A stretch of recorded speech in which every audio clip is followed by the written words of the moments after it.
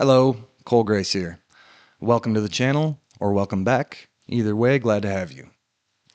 Today, I want to talk about identity. Identification, please. I have a bunch of identifications actually. I have a Costa Rican DMEX or like a immigration card from here. I have a driver's license from Costa Rica. I have a Michigan driver's license. I have a retired government card, a VA veterans card, all kinds of different things. So I've had a lot of different changes to my identity and what I thought life was going to be throughout my life. It's been pretty crazy. And I've learned it's kind of like the main, not kind of, it is the main premise of the book that I wrote was that the internal things are greater than the external things because the external things can change so quickly and the internal things are harder to change. So, the question is, who are you when everything's stripped away? When, I'm a GS13 project manager for TACOM, and or like I do route clearance in Ramadi with the Second Infantry Division, and I'm a combat engineer. Those things. They're what are you when those are all stripped away? I'm a Christian. I like to cook. I like to garden and things like that. Those are some skills that I learned that one day, I'm not just going to turn around and not, or those skills are going to be obsolete. Like computers and things that I was learning and working in those fields are constantly changing. Whereas like the premise of knowing how to cook or knowing how to garden or something like that is pretty standard. It doesn't change much. So some of those life skills are the internal things, or like mastering your emotions and understanding your triggers and things like that. Are having a relationship with God, prayer, meditation are things that can't necessarily be taken away from me. And so, I have some notes here, so I'll be looking down every now and then. But I like to freestyle. I'm a freestyler normally, but I also like to have a few notes so I don't feel like I missed an important thing I wanted to talk about. But yeah, that important thing is like, who are you when everything's stripped away? And a lot of times we don't think about that. And if you've heard stories of people who have worked in a field for a long time and then they retire, or soldiers who are at the VFW and, they have their unit patches and everything on. And it's sad because nobody really remembers outside of that environment or knows like what that was or is. Even some soldiers outside of, if they weren't in the Iraq war, they're not going to know my unit patches and these different things, or what my unit necessarily did over there. So these things are temporary, they're temporal, they don't last. I mean, we give everything to this identity that really nobody ends up giving a shit about outside of that environment. Like I said, it's not like you weren't important, but it's within a limited environment. If you go, like here in Costa Rica, I see it a lot. There's people who are like, I was blah, blah, blah, blah, blah, blah. And it's like, okay, well, I don't know what that is. So sounds important, but you get leveled out when that gets taken away and you get put in a new environment. And then now you're at ground zero and none of that matters. So who are you? Can you stand on your character, or do you have to rely? I remember I always used to have to rely on like the opening, telling people that I was a soldier and what I did, because I didn't really know myself. And so that would get like almost instant respect. And, outside of that, though, I didn't really know what I was. And then I was like a pizza cook for a while. Before I was a soldier, I was with a girl and working for the GM help desk. And she was like writing her name with my last name all over everything. And we were talking about buying a house. When I was working for the GM call center, I was going to buy a house there. And then I ended up getting fired going to see her on some stupid thing where my supervisor worked for me and like punched in my card, but worked for me because he owed me a day or something. Anyways, got fired. It was like a country song. Got fired from my job. I found out she was cheating on me after we had been like looking for houses and stuff like that, like even well before that. And then I found out I was going to Iraq. So like huge life change right there. Go to Iraq, come back from Iraq. I think I'm going to go to like Michigan Institute of Aviation and Technology, but I'm having the stomach issues and I don't end up being able to attend enough. So I failed due to a lack of attendance on that quickly.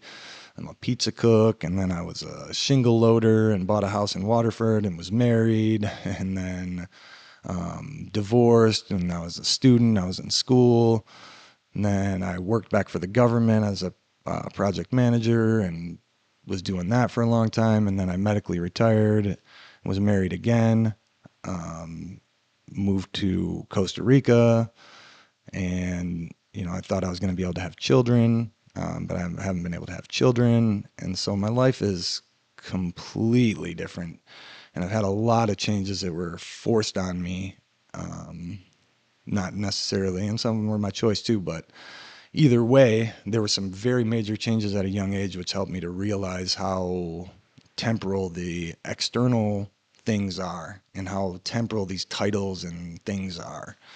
So that's what the main point of the mission statement is to find your purposes outside of your job is how you make money, unless you started your own business and you have it's like what you're passionate about, which a lot of people it's not. And if it is, you're lucky and that's awesome. Not lucky, you did a good job. Good job. So, being able to make money off of your passion is incredible. But a lot of people don't, and so you can't put all of your effort into and all of your energy into that title that's temporal, that isn't your passion. You in your children, in your relationships, and your just in your life in general. Do what you want to do. Find some hobbies, some things that make you happy, that you enjoy spending your time doing. That passions, mission statement. Come up with excuse me, different passions and purposes of your life and the different roles that you play. And that has really helped me in retirement. You hear about people who go into retirement and then their health declines shortly after. It's because they no longer have a routine, and it is very difficult to be accountable to myself. I didn't know that, but it is. And so when I have to wake up and go to a job and other people are depending on me, I have to go there and, I have to pay my bills and I have to work to have to maintain all of that to maintain life, right? So that is easy to show up for, even though it sucks sometimes.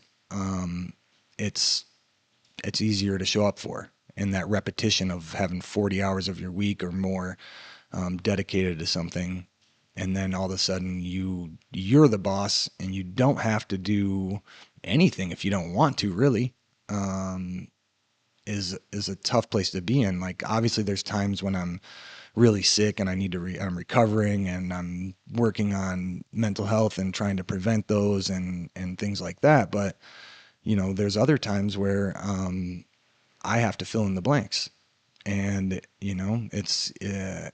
it's easy to not be accountable to yourself and then you start to not trust yourself. But it's like, I don't have to go to the gym today. Who am I going to disappoint if I don't go to the gym? Myself? Do you care, self? Nah, I don't care. We're not going.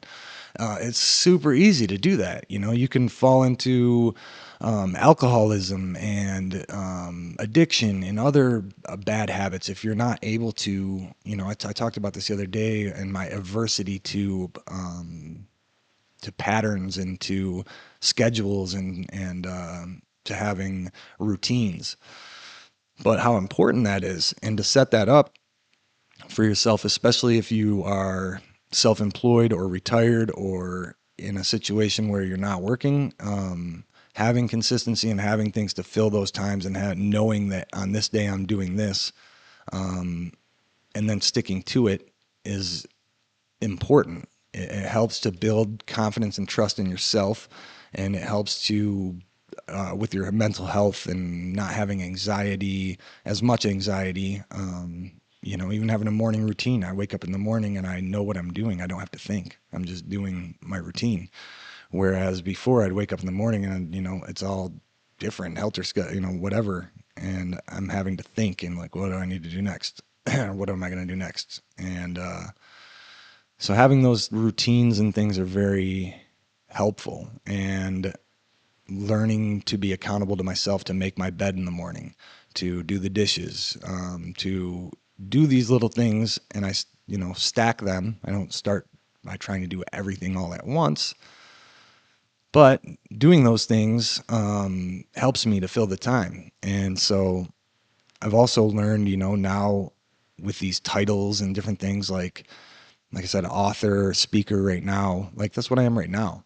But if I put my stock into that and I'm like, stand on that, I'm an author. That's how I don't know. I'm more than just an author. I'm a bunch of different things. I don't know. What is today? Today I'm a chef. Tomorrow I am a beginner dancer. No, I'm probably not going to be a dancer for a long time. I'm trying to learn some bachata, but I have gringo hips, so it's not going well. But those are the things. Like, I'm getting into things, stepping out of your comfort zone into things that you're not good at. A lot of times I wouldn't try things because I didn't like the beginning phase when you're not good at it. And I wouldn't give myself grace because a lot of things I pick up on quickly or I'm good at. So if I wasn't good at it right away, I was just like, nope, not meant to be. But, babies don't just start off walking and talking. They go through their phases of learning. And, somebody who's a beginner at something, it's not embarrassing to be a beginner. So those things are important. And I also found that some things that I thought that I would absolutely love, I don't really love that much. And, gardening, I love like flower garden, but gardening vegetables has been very difficult here. And it takes a lot of work, and I don't necessarily love it right now. Maybe if I get like a greenhouse set up that's on solar and it has like drip tubes and stuff like that and it's automated.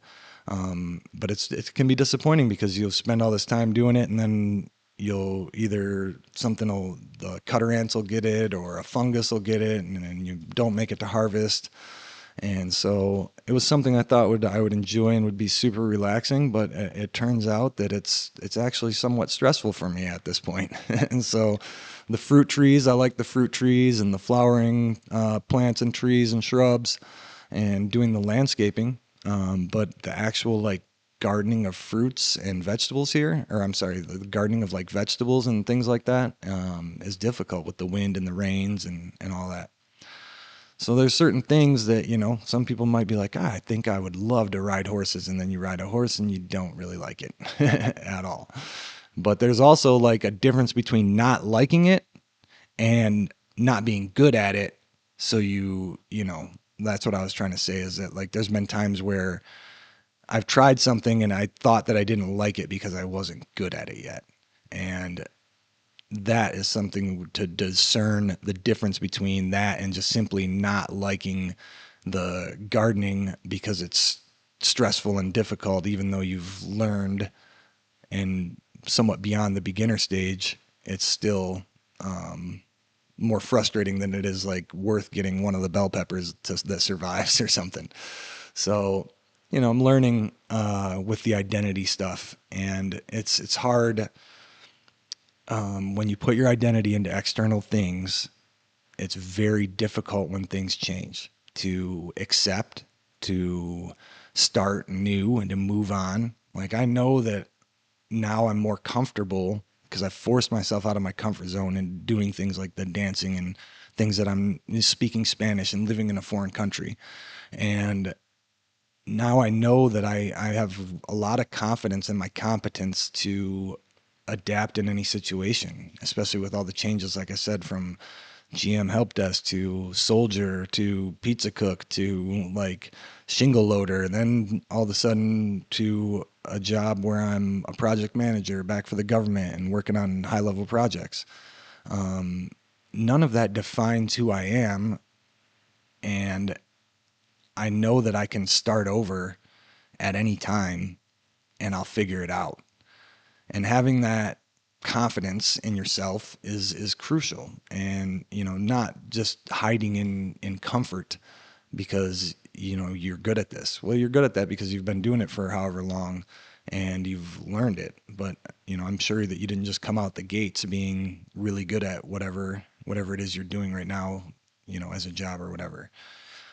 Even some of the things that I liked, it's just that I started them early in life, like basketball and certain things, and I got good at them early in life. But there's other things that, like I said, dancing and different things that I've never tried before, and I am just two left feet out there, but I'm out there.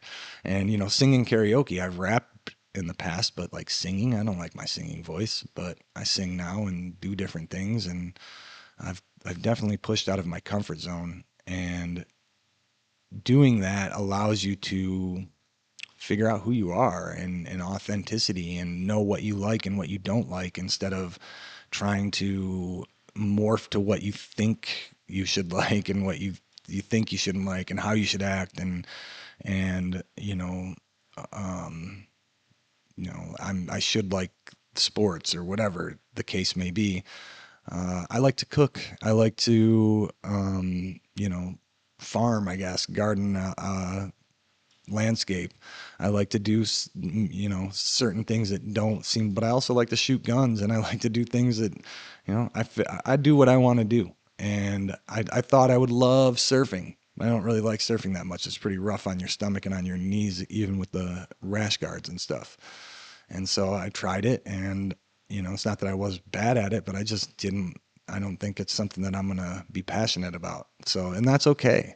But try it out and figure out your identity internally. Like, who are you, and what makes you tick? What gets you excited? What do you love talking about? What do you love like learning about? What can you share with the world? Do you love teaching other people or helping other people? How can you build your relationship with God, or learn how to meditate and heal your inner child and work on some of the things that trigger you and get you emotionally off center. Some of those things you can put your time into and invest into and have that into your identity. Being a good father, a good parent, a good uncle, a good role model, things like that. It's it's important to develop those things instead of distracting yourself with all the external things that are more instant gratification, more in the moment beneficial, to have that title, to have that stature. You can kind of lean on it and use it, and but then, like I said, once you get out of that environment, it's pretty useless. And so if you've spent your whole life identifying in this certain aspect of your life, and then all of a sudden that's not there anymore, that's really, really difficult to recover from. And that's why I said even people who retire from their job of 30 something years, that's all they know. And then when they retire, their health declines, and it's because of those things where they're only responsible to themselves, and they haven't thought about any of this stuff that's going to come down the line. And they've just kind of, you're just kind of running on your subconscious and running on that external validation that you're getting. And then all of a sudden that all goes away, and it can be, it can kill you. It can really be detrimental to your mental, physical health. So that's I'd say one of the major dangers of having that external, your identity and external things, is that it's devastating when those things go away. And so internally validating yourself because you know how hard that you had to work to dance, to learn how to dance, you know what I mean? Like, or to stay in shape into my 40s and to still be able to play basketball, or whatever the thing is, that I take pride in those things. And it's something that can't easily be taken away from me. I'm not saying that it can't, like, obviously if you lock me up or something, I can't cook or garden or do the things I like to do, but I still have the knowledge. You can't take the knowledge away from me. I still know how to do it. And if I can meditate, I can bring myself back to some of those experiences without even being there. It was like Nelson Mandela talked about that when he was in jail. He learned how to free his mind by meditating and going to different places. And he said he's never felt freer than when he was incarcerated. So that was interesting. If you are free in the mind, It doesn't matter, if your internal circumstances, if you are internally grounded, if you're able to connect and have a relationship with God and meditate and do these different things and control your emotions, it doesn't matter what's happening in your external world. You can be incarcerated, you can be locked up, you can be in really horrible situation, really horrible external circumstances, and still be internally okay and know that, you're going to make it through it, or, to keep your spirits up and to be able to survive something like that. And you hear about it with like Viktor Frankl was a Holocaust survivor, and talking about the purpose of life.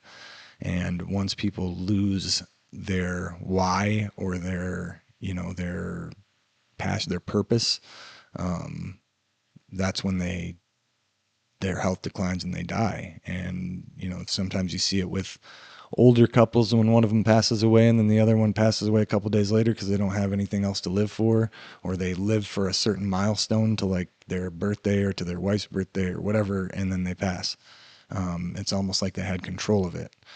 It's not necessarily that they had control of it, but it's the fact that they gave up. And once you lose hope or you lose that passion, that purpose, it can, like I said, it can be very detrimental to your physical health and your mental health, your whole life.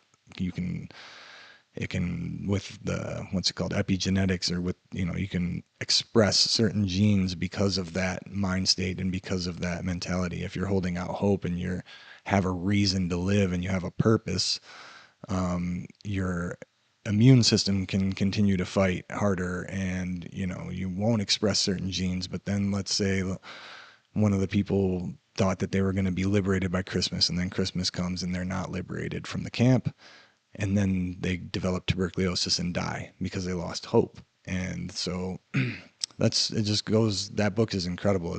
I think it's called Purpose of Life by Viktor Frankl. But it's very eye-opening on how important having a purpose is, or it's called logotherapy, which is finding your purpose. And that's kind of what the mission statement is all about, is logotherapy and finding purposes in your life. So that's super important,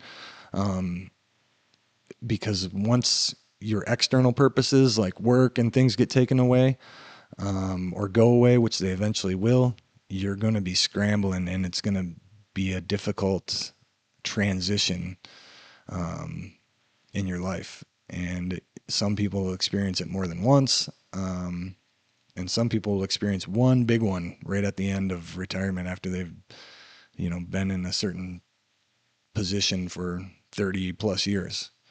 And I see it with military too. The people in the VFW with their unit patches on and everything. And, I've been in the military and I don't know what specific campaign or what their patches are denoting even.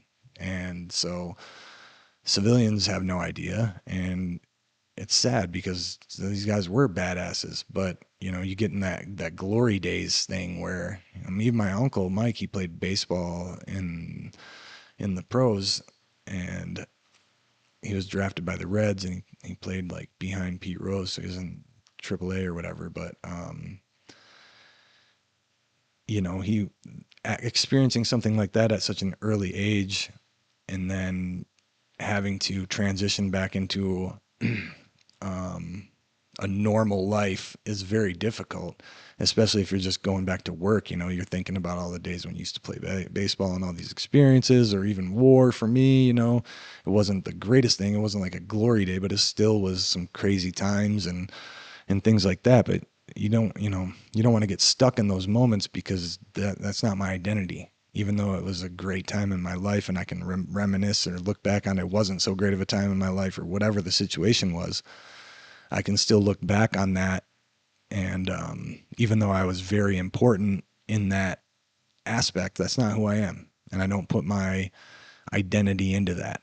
And, you see it with child actors or actors that are no longer famous anymore. And, you know, do you know who I am? No, I don't. And I don't care. Do you know who you are? So that's the key, is to know thyself. You want to know yourself and try to live authentically. It's very freeing to do that. And to be myself and not to worry about what other people think. I don't care. I do it because I want to do it, because I like to do it. Am I always right? No. I make mistakes quite often, but I don't have any ragrats. If you get that reference, then you know the movies with me, the movie quotes. Yeah, and then like I said, my identity's in Christ, and that's something that's the kingdom is eternal, and things of this world are temporal, and so understanding that anything can happen and anything can change, so it helps me be more present in the moment, and it also helps me to be more humble and to also not have as much anxiety because, like I said, I have trust in God and I have trust in myself that I can make it through. I can figure it out. Whatever life throws at me, I've figured it out, and I will continue to figure it out. It's not going to change. So that's a good feeling to have that internal confidence. And yeah, things like prayer, meditation, exercise routines, deep breathing, certain things like that, you can be anywhere and still do those things. They can't be necessarily taken away from you. So develop and work on some of those internal habits, some of those internal identities of figuring out. If you take away the titles and all of the roles and certain things from you, like what are you, what do you stand on, what defines you, what do you like to do, what's the authentic you. um, it's like the authentic me wasn't somebody who liked to manage IT projects. Like that was my passion. I liked doing it and I was good at it, but that's not like I wasn't Cole Grace, the IT project manager. I'm Cole Grace, and that encompasses a lot of different things. And so, I never know where life's going to take me. And like I said, I've looked back so many times where I thought I had it figured out, and it is so different from the times I've thought I had it figured out. So I've stopped trying to have it figured out. I have an outline, I have, a plan for the next few years, but I try not to be too rigid and too attached to the desired outcome. Like that's the hard part of detachment, I guess. That's a whole nother video, but of awareness and acceptance. Still doing and trying and having goals and things like that, but also accepting when things don't work out and being able to adapt and change and not be tied to something, because that's how, if you have a certain goal and you're trying to force a square peg in a round hole and you just go down with the burning ship instead of, living to fight another day and being like, okay, well, that was didn't work out, and that was, maybe the plan was bad or whatever. Things changed, and so I have to abandon ship. But knowing that you can always rebuild and that you can always come back is important.